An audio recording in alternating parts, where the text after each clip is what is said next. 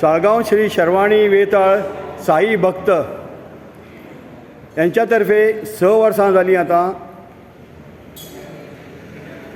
पदयात्रा वयता साळगांवसून शिरूर ह्या गांवांत. कुडाळाच्या हे गांव आसा पळय तो हांगाच्यान सारको 75 किलोमिटर पयस आसा. ही पदयात्रा 5 पदयात्रा जाल्यो, ही 6वी चालू आसा.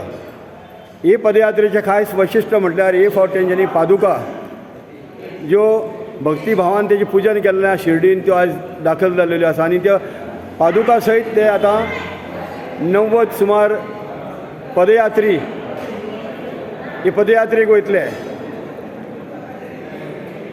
साईनाथाचो प्रचार आनी प्रसार श्रद्धेन ह्या साई भक्तांनी चलयल्लो आसा. आयज ताचो प्रारंभ आहा. सद्या आसात ते पावल्ले आसात श्री राष्ट्रोळी साई मंदिरांत. थंयसर पुजन करून फुडल्या प्रवासाक वयतले. आयज रातीक तेंचें वास्तव आसतलें वारखंड ह्या गांवांत.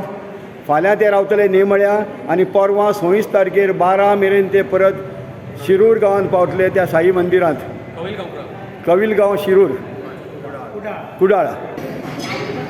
ओम साईराम. ओम साईराम. गांवची शर्वाणी मातेक नमस्कार करता. तशेंच दत्त मंदिर लक्ष्मीनारायण हेकाय नमस्कार करता. गांवचे राष्ट्रोळीक नमस्कार करता. हे फावटी आमी श्री शर्वाणी साईबाग साळगांव जी आमची 6वी पदयात्रा आसा ती आमी चालू केल्ली आसा आनी हे फावटी जवळ जवळ 80 लोक वारकऱ्यांनी भाग घेतलेलो आसा. वारकरी सेवेकरी तशें साई भक्त करून ही वारी आमी चलयल्ली आसा. साळगांव ही आमची वारी साळगांव ते कविलगांव साईबाबा मंदिर हांगा वयतली कुडाळ. 2 दीस आयज ही वारी चालू जाल्ली आसा. आयज आमी वारखंड ह्या गांवांत रावतले, सांजचे पावतले. थंय आमकां सगळी सोय केल्ली आसा नैवेद्याची आनी फाल्यां आमी ही वारी सकाळीं भायर सरतली. ती फाल्यां आमी नेमळे महाराष्ट्र सिंधुदुर्ग गांवांत रावतले. तेंच्यांनी थंय सगळी वाटेक सोय केल्ली आसा नैवेद्याच्यान रावपाची. आनी आमी आयतारा दीस 26 तारखेर कुडाळ कविलगांव साई मंदिरांत पावतले.